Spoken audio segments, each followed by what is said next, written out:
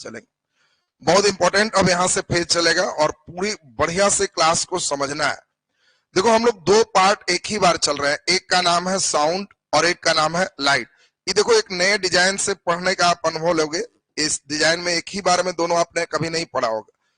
अब पहले नंबर तो ये देखो, बहुत इंपॉर्टेंट क्वेश्चन है, मुझे मालूम है कि तुम लोग बता नहीं पाओगे, अच्छा प्रश्न है लेकिन गड़बड़ करना तय है। सबसे पहला ये तो देखो, शुरुआत क्वेश्चन ही तुम लोग गलत करोगे। ध्वनि का वेग सबसे पहले किसने बताया? और फिर उसी तरह प्रकाश का वेग किसने बताया? जनरल कंपटीशन में एकदम खोद खोद के पूछता है, ध्वनि न्यूटन होगा। अच्छा, शुद्ध मान किसने बताया? बहुत बढ़िया, गुड। और लाइट का?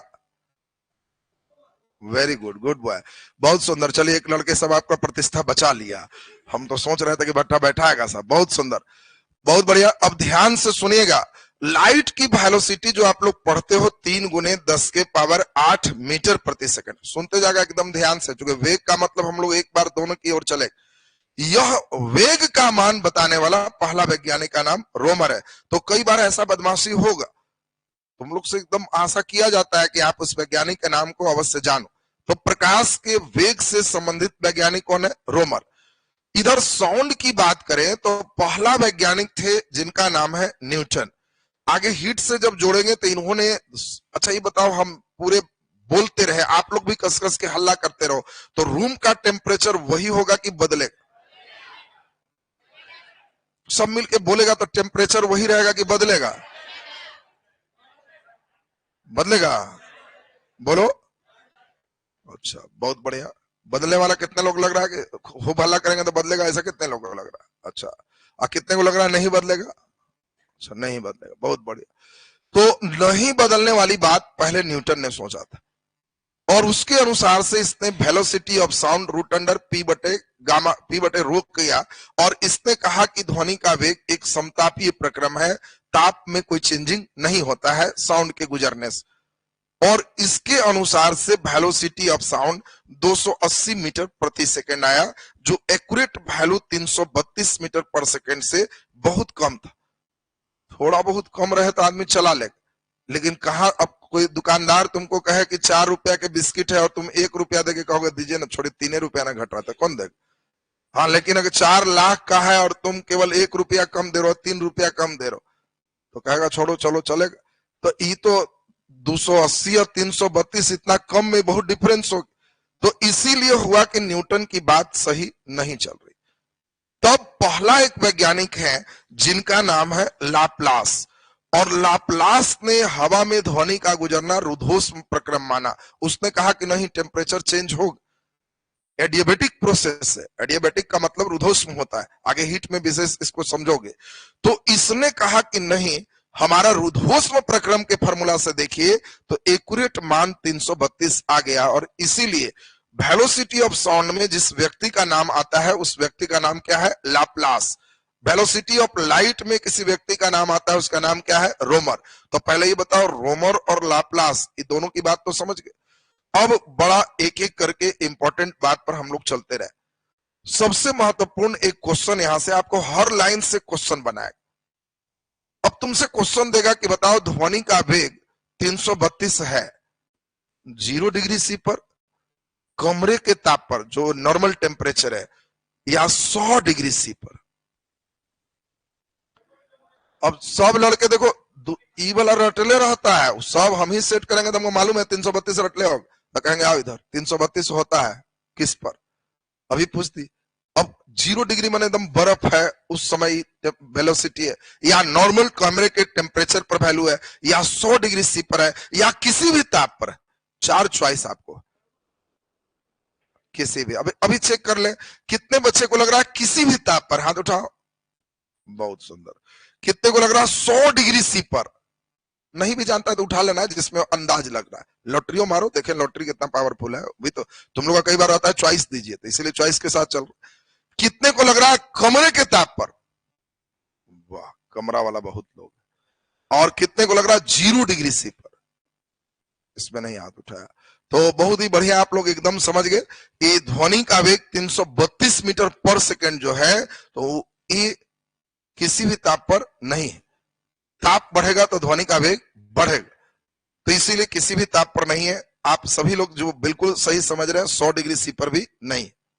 100 डिग्री सी पर कौन वेलोसिटी ऑफ साउंड निकालेंगे? नहीं निकालेंगे। और इसीलिए सही आंसर बिल्कुल कौन हो गया? कमरे के ताप। अगर ये सोच रहे हो तो भारी न लाखो, आंसर 0 डिग्री सी है। इसीलिए पूछता है। पूछने का रीजन समझ में आ रहा है? हम जान रहे थे कि तुम लोग कमरा के ताप के बड़ा खुश होगा और नंबर बराबर कमरा में ही रह जाएगा, परीक्षा हॉल में ही नंबर रहोगे। तो इसीलिए आपको ध्यान रखना है 332 मीटर प्रति सेकेंड जो वेलोसिटी ऑफ साउंड है वो 0 डिग्री सी टेम्परेचर पर है। बाकी जैसे ही ताप बढ़ाएंगे वेलोसिटी ऑफ साउंड बढ़े। देख लें एक बार ऑनलाइन वाला कितना लोग सही किया। इन लोग भी नालायक वही है। अरे एक लड़का 0 लिखा था, गुड। हाँ, कितने बजे लिखा था? हाँ, तुम्हारे जैसा था। क्वेश्चन कै बजे आउट हुआ था? सही किया। हाँ, सही क्वेश्चन पूछा। चलिए, तो अब ध्यान दीजिए। अब इसमें हमने पिछले दिन ही बताया था दरोगा का, और इस शुरू दिन से हम बोल रहे थे कि एविडेंस का अभाव हमें दिख रहा, और अंतम लेकर के सब फिर बैठ गया वहीं पर कि हाँ साक्ष्य नहीं।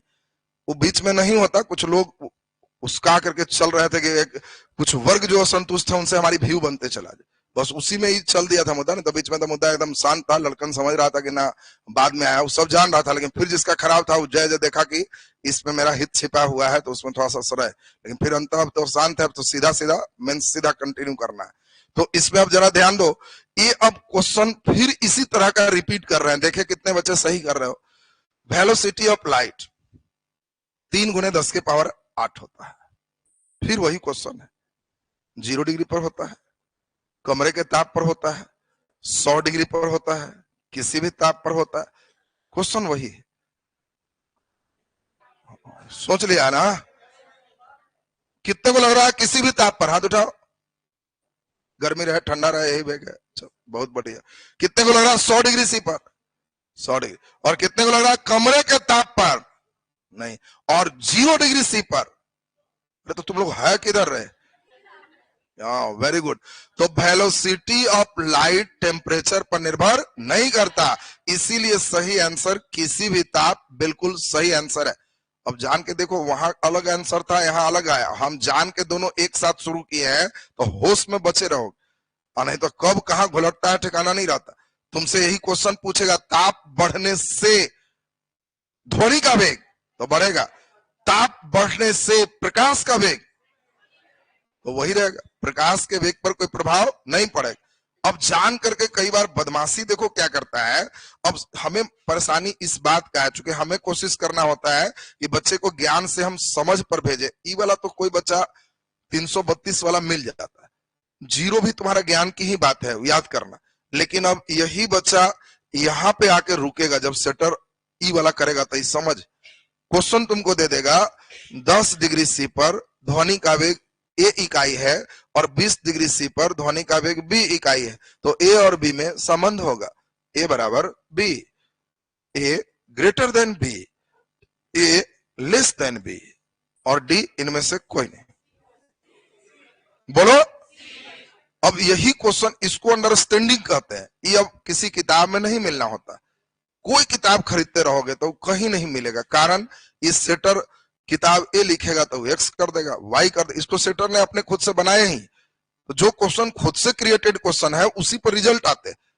रिजल्ट का तुम्हारा इस पे होना है, ये कितना अच्छा कर रहे हो। बाकी तो जो सामान्य बातें हैं वो खाली सुनते सुनते ही तुम्हारा ठीक हो जाएगा, वो सब पे बहुत टेंशन दबाव नहीं रहता है। इस पे रिजल्ट आएगा। अब 10 डिग्री पर ए है, 20 डिग्री हुआ, ताप घटा की बढ़ा तो वेग बी होगी।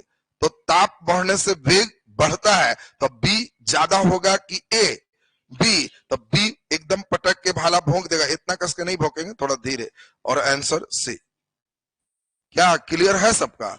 नेक्स्ट इसी क्वेश्चन को हम जरा पूछ दें। तुम खड़ा हो। हाँ, नहीं इसको तुमको सेम क्वेश्चन बोल रहे, सुनेगा ध्यान से। 10 डिग्री सी पर प्रकाश का वेग ए है, 20 डिग्री सी पर प्रकाश का वेग बी हो गया, तो संबंध है। कोई नहीं बोलना। 10 डिग्री सी पर प्रकाश का वेग ए है, 20 डिग्री सी पर प्रकाश का वेग बी है, तो ए और बी में सही संबंध है। ए इक्वल टू बी। कैसे सोच लिया? ताप पर निर्भर नहीं करता। गुड, एकदम यही सुनना चाह रहे थे, बहुत बढ़िया, बैठ जाइए। इसका मतलब तुम्हारे अंदर समझ विकसित हो।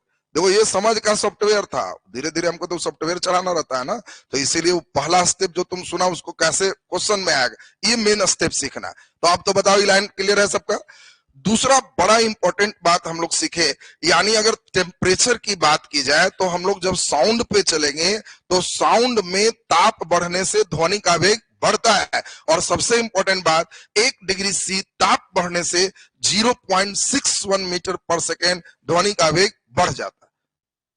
देखो 0.61 मीटर प्रति सेकेंड बढ़ता है। अब दूसरा नंबर हम लोग के लिए बहुत इंपॉर्टेंट बात समझना है, एक बड़ा अच्छा है माध्यम की बात करें। जैसे जैसे माध्यम बदलेगा ध्वनि का वेग भी बदलेगा और प्रकाश का वेग भी बदलेगा। अब हम लोग जरा देखें